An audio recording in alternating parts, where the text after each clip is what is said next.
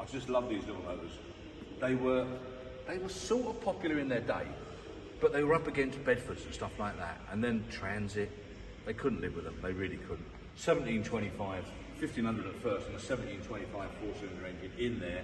Couldn't get at it.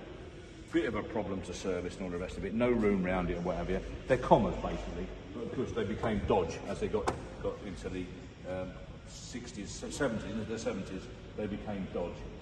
So that's a late van, as you can see.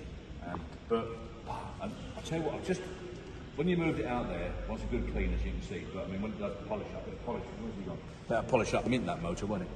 Absolutely mint. But I just couldn't help opening the door when you just moved it out there, and it smells just like a year-old van. Now it defies logic, this, because I'm going to leave that window up because I want it to retain the smell. Don't like the steering wheel. I'd have to get rid of that, of course. You know, the original steering wheel was much bigger. But I can see why someone's put it on there, because it's probably got a beer gut. But the thing is, it's showing 26,000 miles, and that smell is 26,000 miles. I don't care what anyone says. If it had got a brand new interior just put in it, then you could expect it to smell the way it is. But that smell is, I promise you, is just like a year-old vehicle. Just absolutely lovely. I mean, we don't guarantee mileage, I can't guarantee it, but I cannot believe that mileage is wrong. But check it out yourself. Strange things happen, but I cannot believe it. All the straight rubbers all in here. Oh, it's just lovely. But which is lovely, and it's really important. But unless you smell a year-old one, you don't know what they smell like. And this smells like a year-old van. I don't care what anyone says. It smells like a year-old van. There's all the paperwork, or no manual and such like there. Oh, there's another folder down there. But oh, what a van! Yeah, they were a bit underpowered, to be fair. Bit rolly. I mean, look where the front wheels are. You know, I mean, they're almost like joined together, aren't they? So you tend to roll a little bit and that sort of thing. And they weren't really that popular. The Bedfords, you know, just outsold them. And of course, when the Transit came out, even the 1500 Thames outsold these. But we used to run them, or your great granddad, Jack, he used to run them as motor caravans, both coach belt and elevating roof, and they were really popular as for motor caravans. I don't know quite why. Whether maybe they were a cheap chassis cab, I'm not too sure. But they were all right. But again, engines. If you got to 80,000 mile, you were doing very, very well. You know, these days we wouldn't hesitate buying an 80,000 mile car and taking it to 150,000 mile, no problem at all. These days, I'll be perfectly honest with you, if you got to 50 or 60,000 on this, 60 anyway, you were doing pretty well.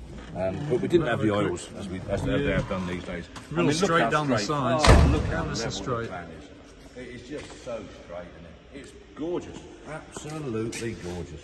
Oh, that will be a key now. They're such a rare van now. They were a rare van in their day. They are so rare to come across.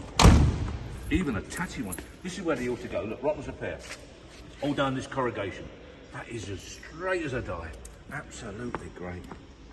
Really impressed with this van. Genuinely, look at that, how level that is.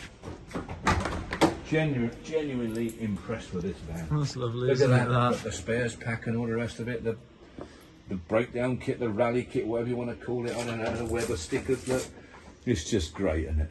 And smell it. Can you smell it? Oh yeah, not half. Just smells right, the van. It's just, look at all this all around here. No rot. And all this corrugation, look. Oh, this has been mollycoddled, this van, I'll tell you. Yeah, that is lovely, isn't it? Lovely van, yeah. So straight, all the seams, look how straight all the seams are. Just cracking van. So rare. I'll be honest, I never thought I'd see one like that again. No. I really did. In fact, you know what, I don't think I've ever seen one, you know. Oh, they were a lovely old thing. Like, I think I told you a while back, we had a motor caravan, I think it was maybe your great granddad's, my dad's, and I blew it up in Whitby one holiday, and I went home on 3 cylinders. I got home, but it was hard work. But look at all the jacking points and everything. Yeah. She's absolutely lovely. And so level down the side.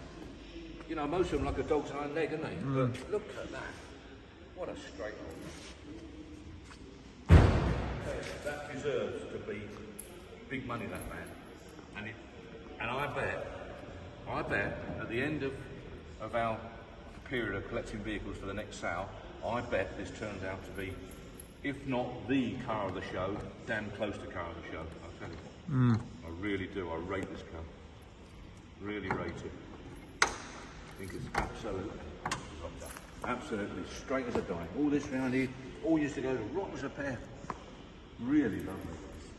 And they try to lift the old the mod facelift. It's a facelift basically. That's all it is, a facelift.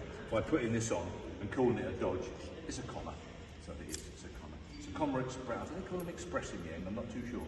We used to just call them black flat fronted commas. That's all we used to call them. But anyway, I love it. I think it's absolutely great. And any of you guys out there that are looking for something like this, a rally barge or a museum exhibit, a show van for next year or whatever, come and buy this van. This van, well, on appearance, this van cannot possibly disappoint you. Good. And just sit in it and smell it, and you tell me if you disagree. That smells like